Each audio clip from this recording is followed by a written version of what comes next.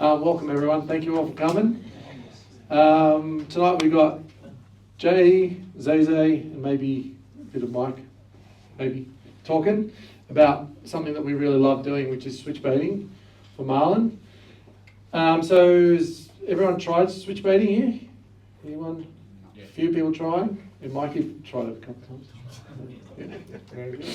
Very good. So I guess the idea of tonight is for us to all have a chat about it and see what we can learn from each other.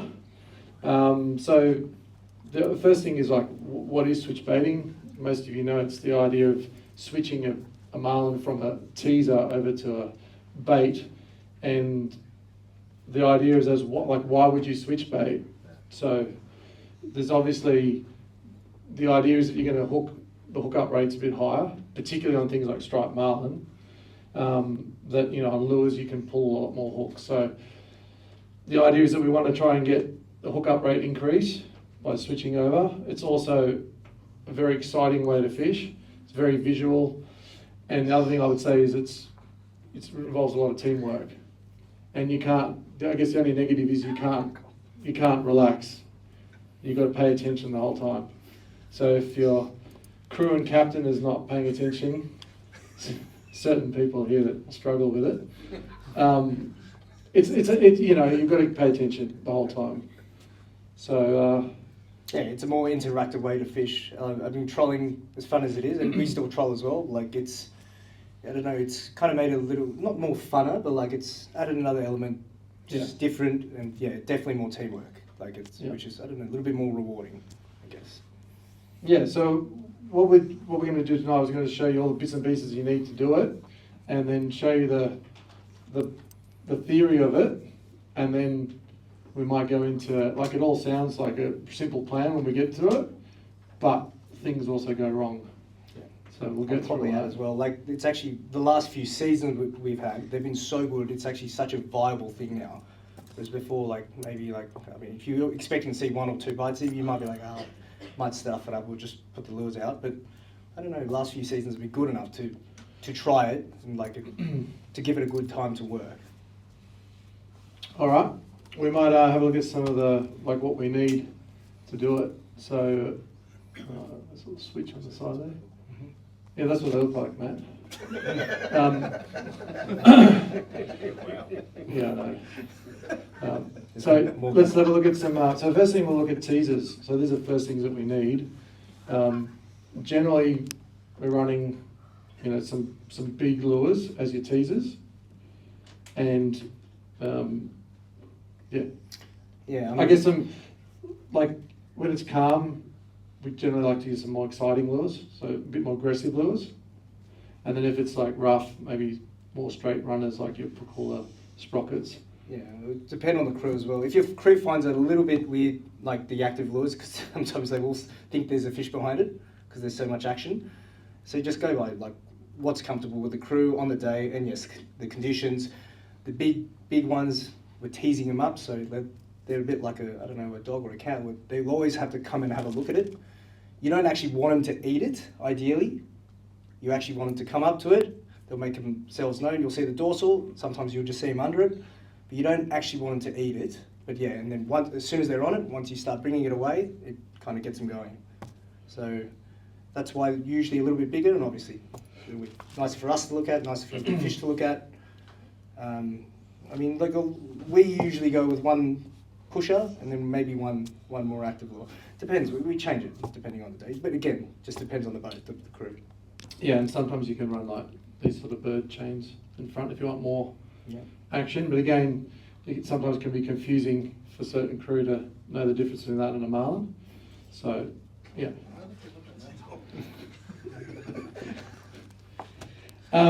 Then the other thing you need is a dredge, or we recommend a dredge. So there's quite a few on display here. We'll show you the Zorro Special. Yeah, it's the only one. Yeah. The only one you need. Only one available tonight. Yeah. All the rest are for show. So that's a 2-tier dredge. Obviously we've got some Profigis, teasers on the top, and then some strips underneath. The good thing about the strips underneath is the marlin might come up and start whacking it, and they really just whacking air, so to speak. So that's a good dredge.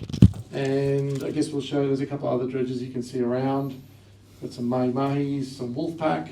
The pink ones there, the wolfpack, has got like a feathers sort of thing on the tinsel on the outside, which basically in the water it'll pulsate like that. And then in the middle of it, it's got the soft plastic which wiggles in the water. That's a pretty cool one as well. And on the table you'll see there's a flying fish one which you can have a look at later.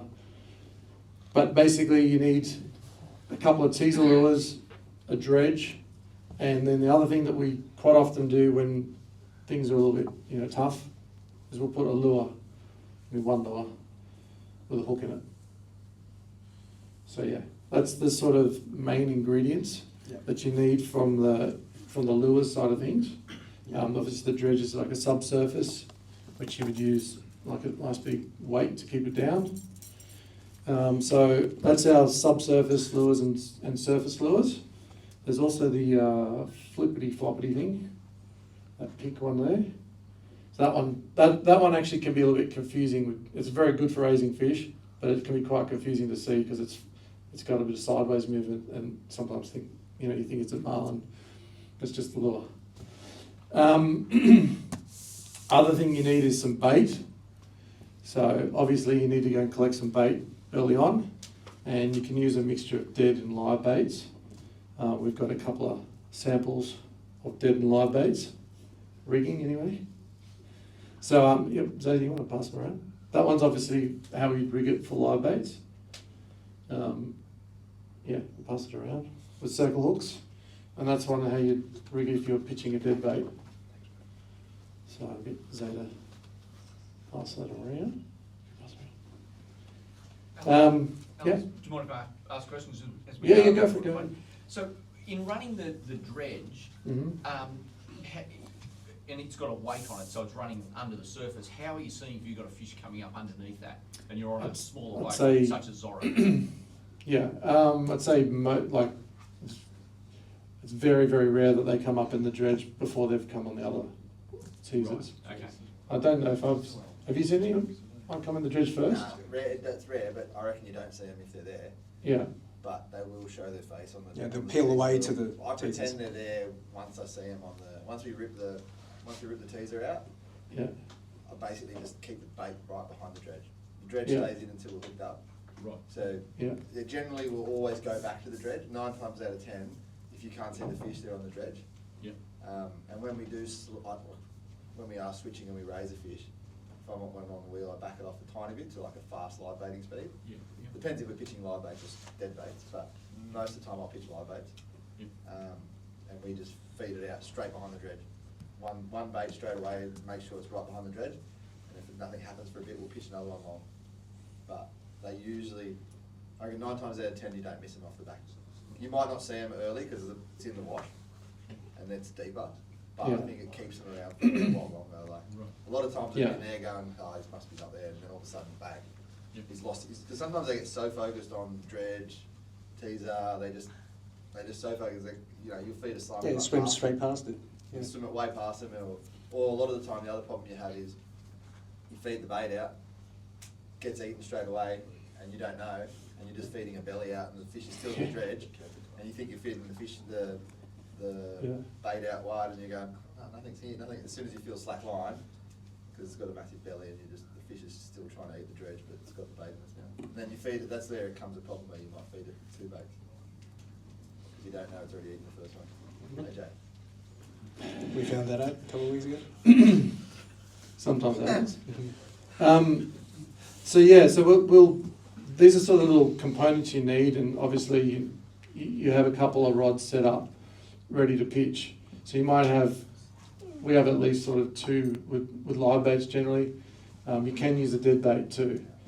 So and so the difference between a dead and a live, like sometimes the good thing about a dead bait obviously is when you pitch it back you can see the bite. So sometimes if you haven't done it before, it's actually I'd say easier to pitch a dead bait, and just you pitch the bait back and you hold the rod up high so it skips along the top, and you see the marlin come up and and grab it. So that's a little example dead bait. there. There's another video after this which is a very good video. You'll see it eat a dead bait. Yeah, so that's a good one to try out if you want to try something and actually you can see they're just eating it.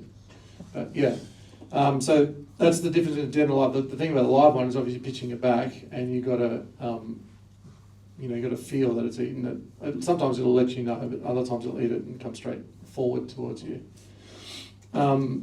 So then just with your tackle, I guess a couple of combos.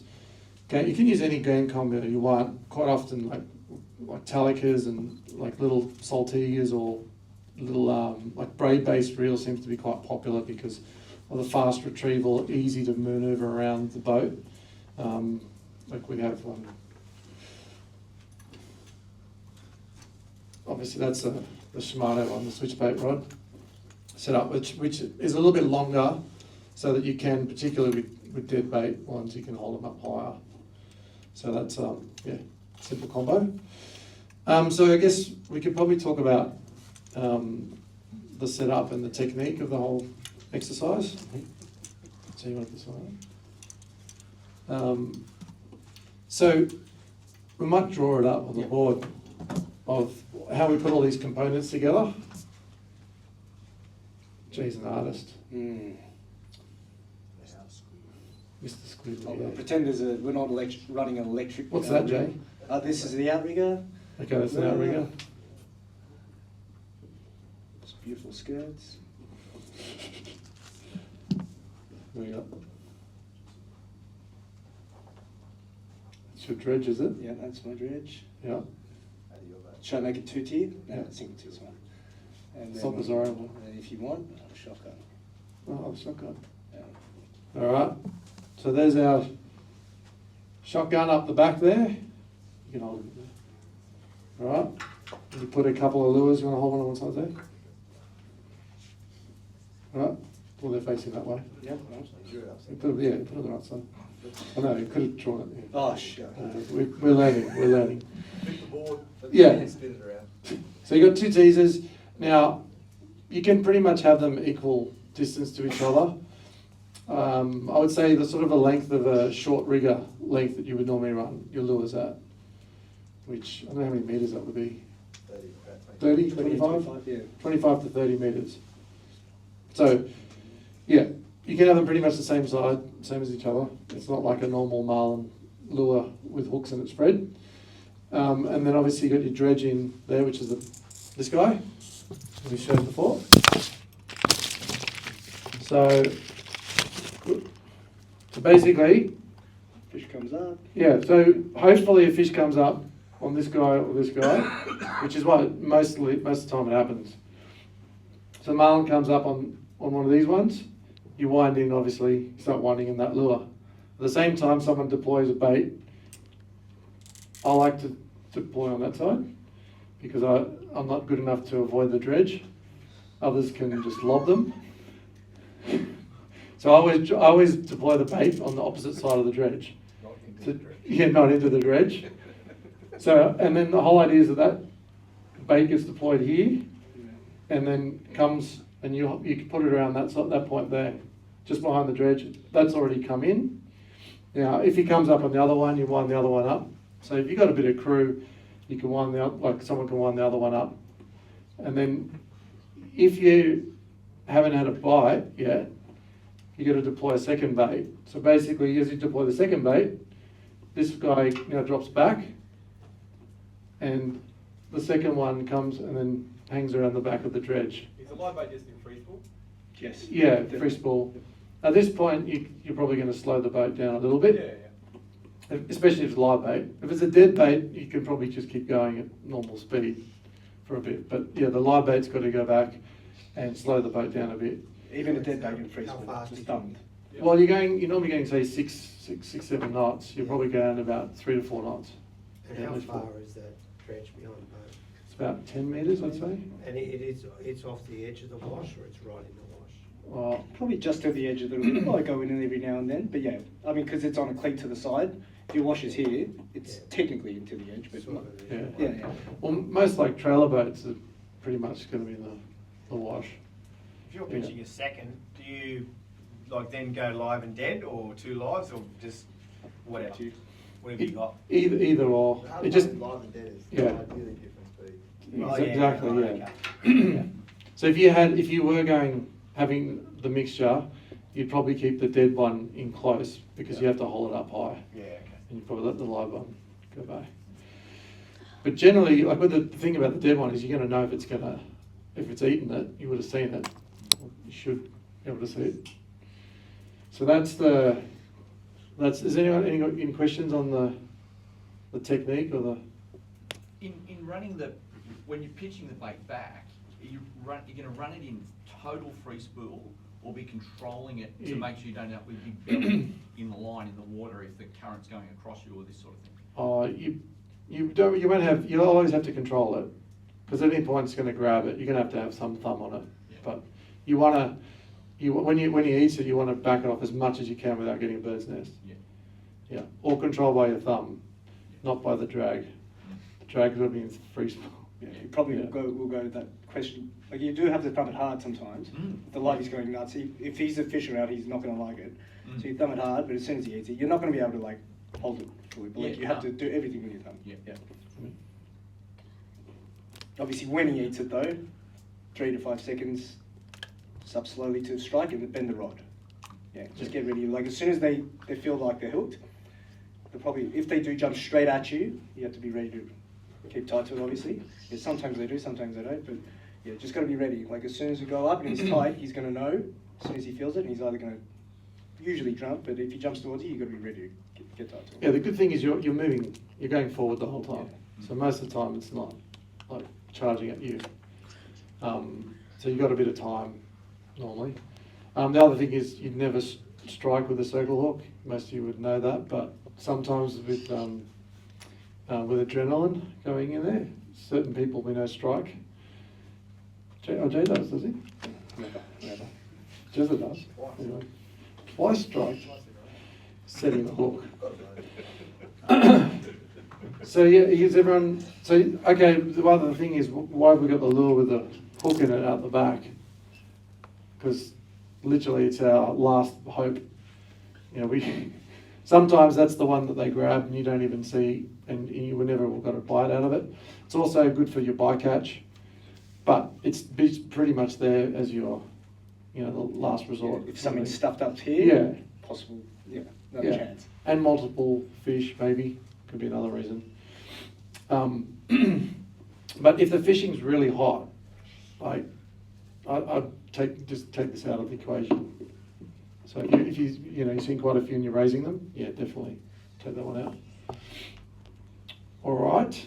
So we're all good with that one? Yeah. You can cover the things that go wrong. No, it'll come to that. That's the next thing. Oh, sorry. That's after what you look for, right? So what are we looking for? Do you have like just a normal rope on this? What do you? Yeah, we run a Spectra rope. Yeah. But we have it downstairs. It's actually, it's very strong stuff. Yeah. Cord to a snap swivel or something, and then snap swivel onto that. Yeah. Okay. Yeah. So Yeah. the next thing I'd say is like, what do you look for? And so I'd say you look for Marlin, but there's some little things that you can, you got to keep your eye out. The ones that, like, the people that have done it many, many times can see the little changes. It can be literally you're looking at the wave and the wave's moving constantly, got a pattern to it. You see a slight change in that wave, could be a fish just swirling underneath. And, it's not like you see the whole marlin come out of the water. And so you've got to, if you see something different, some change, start screaming and pitching baits and see what it is. So yeah, most of the time it is. Go through this video as well. Yeah, that's obviously a dead one. Skip bait. So you'll see that slight change in pitch anyway, just Yeah. because you've seen. See him swirling there? And there's actually one there, right? Can you see? A lot of people will miss it if you're not There he is there. enough. But most people would have seen, like, that know what they're looking for, would have seen that way before he bit that bait. And obviously on a big boat, you're up the top there, you can see it a lot better. But they're going to make themselves known at some point. The thing is, you just got to try and see. If you can see it before they eat it, it's better. It's got more chance of getting a bite out of it. So you've got to look for little like dorsals, any sort of swirls, and you might think a little swirl is like a little dolly or something like that, but it could be a marlin. And also different marlin have different sort of bite techniques. So blue marlin will just come and crash the whole thing. So you might not see the blue marlin, but if you're on a big boat, you might see it more often because they do hang underneath before they come up and just crash that teaser. So for blues, that's very aggressive. And sometimes they just crash that teaser and you don't get a bite again. So, but you hope that you have a few shots at it. Black marlin are probably the hardest one to see. They can just literally your rod starts bending and you just pitch a bait and the black's there. So, but the stripe, that's why we use switch baiting this time of the year on the shelf. It's because there's a lot more striped marlin, and striped marlin you can see them coming up behind the lure a lot easier. How long will they stay behind a teaser for before they lose interest? Oh, you know what? Sometimes they have short attention spans. Sometimes they just keep going and going. We had one with Max who was out with us, and Zay was with us. We had one that we literally just stopped the boat when we drove out, put a teaser out, and it ate the teaser before we even had a circle hook rig out, a bait, like anything rigged up, nothing, just the teaser. And it just stayed there, kept jamming that teaser as close as us. Yeah, right. And yeah, Max had some fun. Tug of war with the marlin on the teaser. And then eventually we were able to rig it up and pitch it, but unfortunately we didn't hook up on that one. So the theory of all this is like really simple, right? The marlin comes up teaser, you pull the teaser in, you leave the dredge in the whole time, you pitch your bait out, he eats the bait, you hook it, you push your drag up, you hook it, and it's all great. Then you clear your deck, get your dredge out of the way, and you fight the fish. That's all in a perfect scenario, but there's a lot of things that can go wrong during this whole process.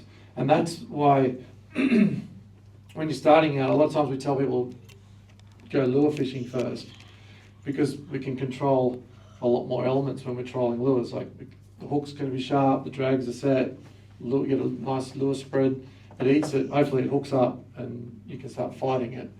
With this one, there's a lot more things to go wrong. One of the things I said before is obviously when you're pitching a bait, if it goes into the dredge, it's a disaster. And it happens, it's happened plenty of times, because if you were a slimy, what would you want to do when you get thrown in the water? First thing you're going to go to the pack of its fellow slimies, the dredge, for protection. So that's one of the things that go wrong. Another very simple one, not wind the teaser fast enough. Yeah. Yeah, it sounds silly, but it happens a lot. If you keep on letting him eat it, it's probably going to do more of that. What Mike was saying is just, or what Alex was saying is just come fixated on teaser, swim straight past your livey. So yeah, get it out of the water quite fast, as fast as you can, really. I mean, I don't really muck around with it. The other one that a lot of times people mistake is the fish comes up and you say pitch the bait, and they just firstly don't pitch the bait. They're just looking at the marlin. You've got to get that bait in the water as soon as you can. And yeah, so you got to get that's why your team is to be all set up, ready to go. Someone's got to be knowing who's going to pitch.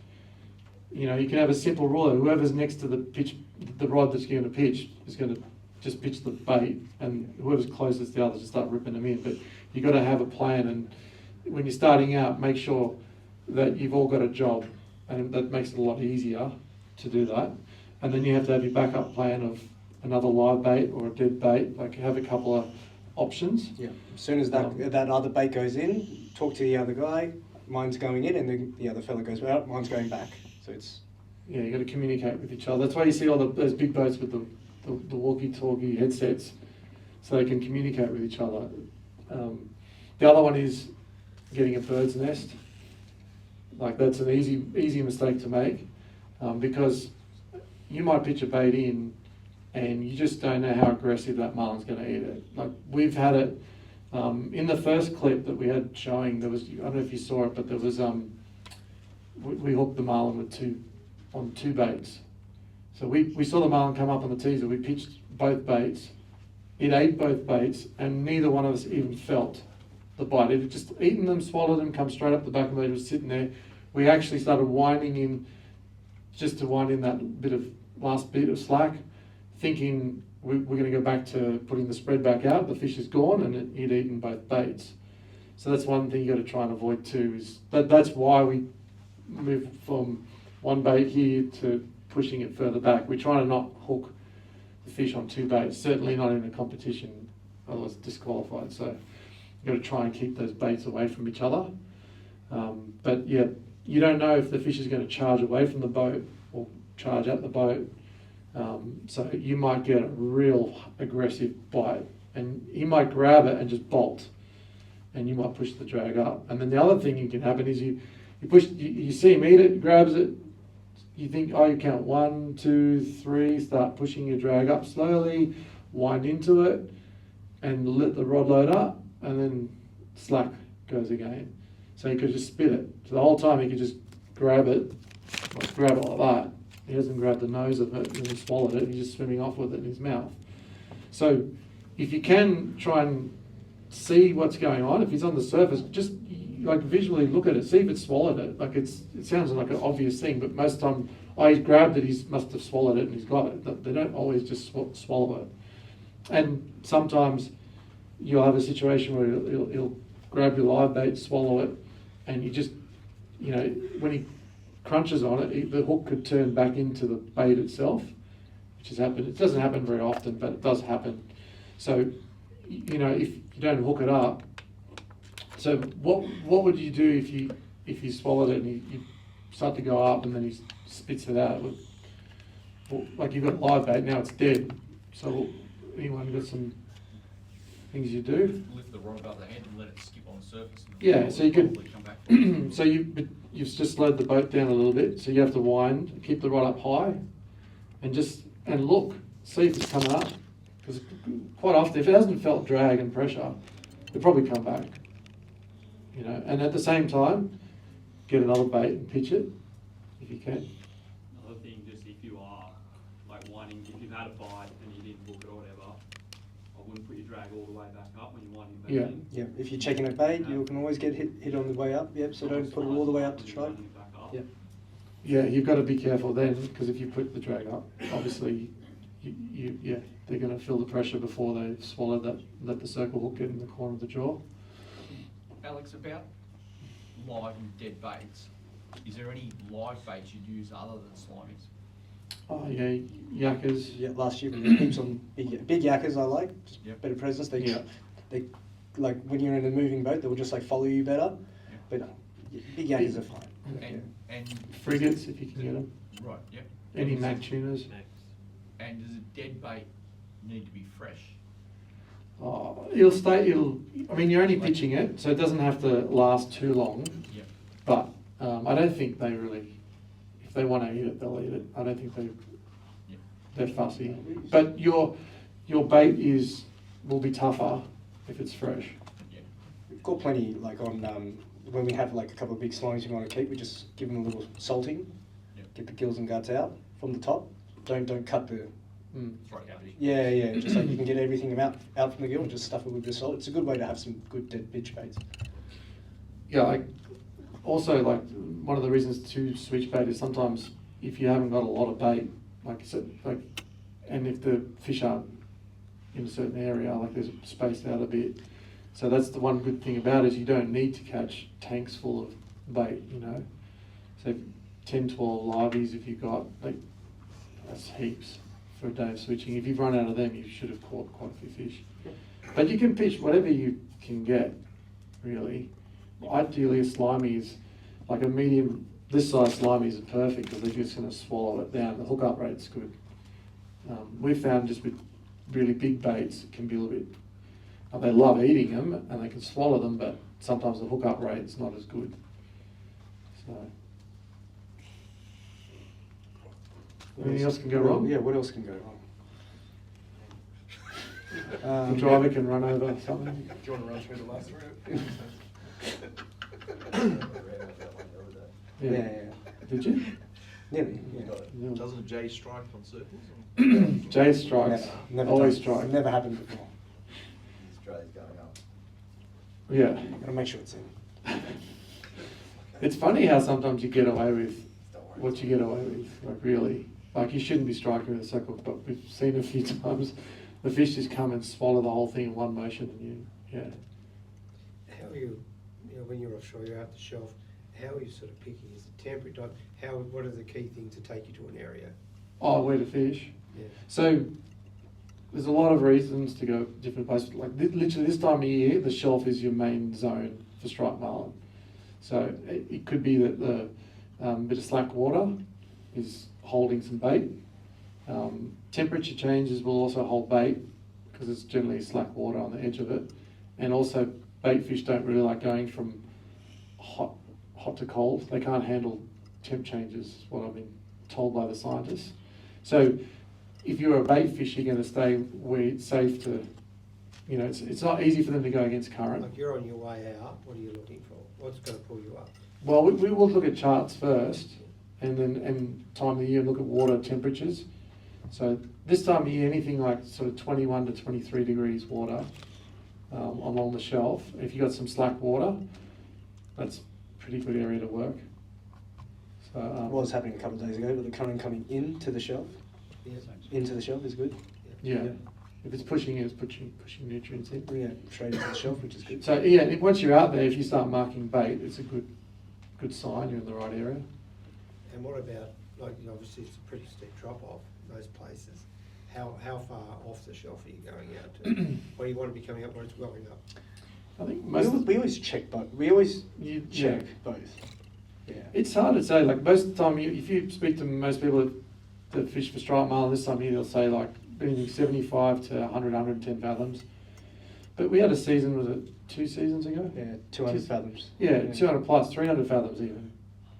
And bizarre, like not really, like only thing you saw was some little dollies. If you saw little dollies around, there was heaps of striped marlin on it. So you're a bit like, that's the beauty about fishing out there with teams of people. Like if you know some people that are going, communicate with each other, and yeah, sort of the best advice you can get is what happened the day before. Gives you a good idea. Yeah, but you always check. Like it's like a temp change as well. I don't know. I always like to have a look at both. Yeah. Yeah. Just makes sense. You never know on the day. Yeah. And like the beauty is obviously when you do switch a marlin, you hook them on a circle hook. If you've hooked them, you've got time. There's no, a little bit of slack line here and there. Any sort of those issues, it doesn't really matter. The hook's in, it can't really go anywhere. So that's the beauty about it. Like, you might have a bit of a challenge in the first few times you do it and freak out when the marlin's attacking the teaser. But over time, your hookup rate will increase once you get used to pitching the bait. Yeah, that's another thing. Things that can go wrong. The crew's it's very important. Know your job. Like it's I don't know. There's plenty of times like you go, yeah, I know what to do. As soon as the marlin comes up, they freeze. It's always the crew's fault, right? Yeah, always. Yeah. Then you have to Change get the bait out. But yeah, it's I don't know. It happens a lot. Alex, the hook and the fluorocarbon Yeah. in this sort of rig, so slightly bigger hook than you might use for live baiting, because You can get away with a bigger hook. Yeah, that's a I think it's 10 KLT. KLT. I like them, but there's other ones too that we use a lot. That's probably the biggest hook I use for general striped marlin fishing. It's 130 pound fluorocarbon. Snelled makes the hook always turn into the jaw. No matter which angle the hook is facing, it'll always turn around and go in the right place. So that's why we like using that setup. Has anyone got any questions? Switching? Anyone come across any, I don't know, problems they're facing while switching? Yeah. Some people can't find them. Crew always drunk. Well, that's honestly one of the biggest things is not your crew being all drunk, but is that everyone has to pay attention, and it's not just for the first hour. You know, you could be waiting all day to get that bite, but someone's got to be looking all the time. Like, yes, there is also the chance of, they'll just grab the teaser and obviously you'll know because the rod will buckle over. But that might be his only strike. So if you'd seen it before that and been able to just tease him in. Probably should mention, the teasers are on Outrigger clips, and that is a good bite indicator as well. Yeah. Yeah, if you've got it done correctly, if it pops out and you've got it tensioned right, and you haven't seen it, it's most probably a fish. So they're on your outriggers, they're on the release clips on the riggers. They're not on taglines. So that just means that whether it's yourself or the fish, the minute it bites, it's popping it, or if you just wind into it, it'll just pop it. And that's actually another thing that we've found is, particularly with these type of reels that don't have any T-bar going on, see, is that if you strike or something trying to pull your teaser out of the clip, the line can easily go around and tangle up. So your best just to, this is my technique, in the gun itself, just put your hand over and just wind straight, it'll just pop it. So because when it pops, you've got that slack line for a few seconds there, you just don't want to get tangled, because that's another disaster. Another thing that can go wrong. Yes. How far is the dredge below the water? Oh, you'll see the dredge. Weighting it, but how much weight is that? Like normally 32, that's 48. This is 48 hours? But 32 is probably enough for most of these dredges. Is it completely under? Should be. It should. It skims the surface. Yeah, it sometimes. just comes on the surface. So like occasionally it'll pop out. Yeah, certainly going riding down the waves, it'll pop out a bit. It's fine, because when you have a fish up and slow down, it'll go, yeah. Yeah, and also you don't want to, you should never really stop the boat, right? And so if you did, the dredge is going to go around your prop, or you could get around your prop. So this time of year, you're saying the area would be out of the shelf, so you're just heading out, getting out there, then putting everything out. You're not sort of worried about anything, hooking anything earlier. No, we normally would run to at least 75, 80 fathoms. And then sort of February, March, is that? Well, you could get a runner fishing closer. Yeah. Yeah, certainly black marlin if they come in. You can pretty much troll from the heads. Yeah. Prime time, but Yeah. there is a zone where it's better fishing. It's Yeah. always like blacks are quite close. Yeah. Dead zone, but there's fish in it, but it's a long dead zone, so you could troll for 15 miles in that dead zone. Takes you 3 hours. Yeah. You waste half the day.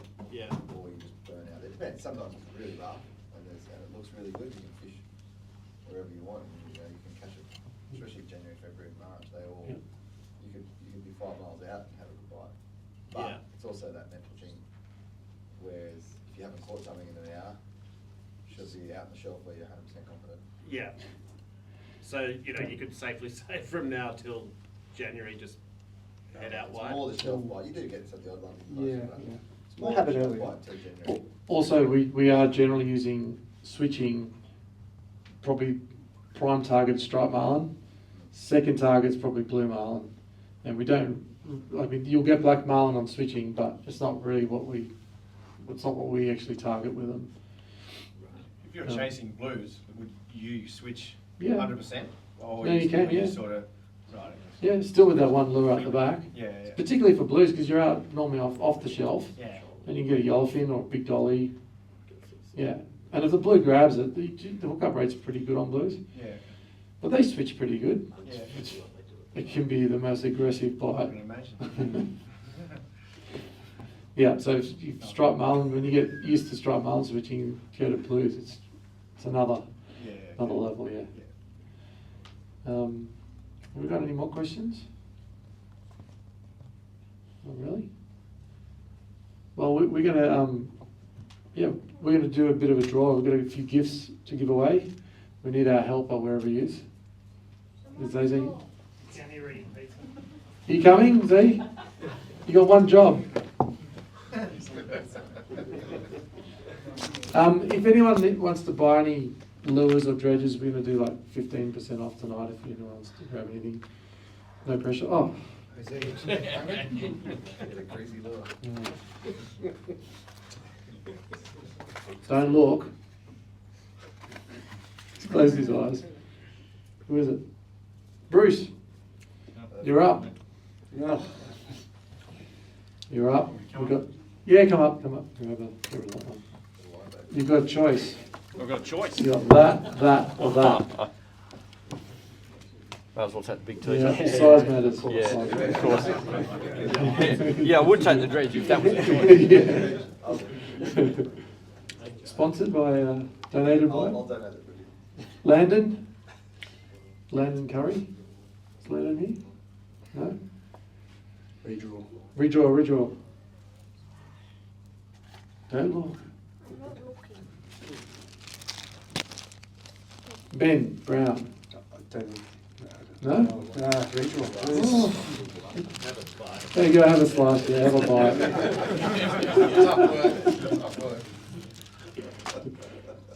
Clinton Taylor. There he is. One of those two. This one. Cheers. There we go. We've got one more. Conte. That's it. Jack Thompson. There we go. All right. Well, thanks everyone for coming tonight. And yeah, if you've got any other questions that you don't want to share with everybody, just come up and. There you go. Thank you. Yeah.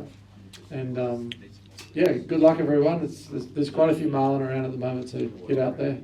At the Have a shelf. crack. At the shelf. Yeah. The shelf. Yeah, Not in anywhere. close. Not in close yet. Nah, right. Not in close yet. I got one question. Yeah. Sort of, with the baits, you rigged it with Dynamo. I see some people use plastic bands. You prefer the We would prefer either like Dacron. Dacron, or we'd use like mono or fluorocarbon. Rubber band can break. Yeah. Like rubber band, a brand new rubber band might be tough, but a few trips later in the sun, that same bag that you've taken becomes weaker. Yeah, they don't rip through the Dacron on it doesn't rip through. Yeah. Yeah. Any other questions? Otherwise, thank you everyone for coming. Yeah.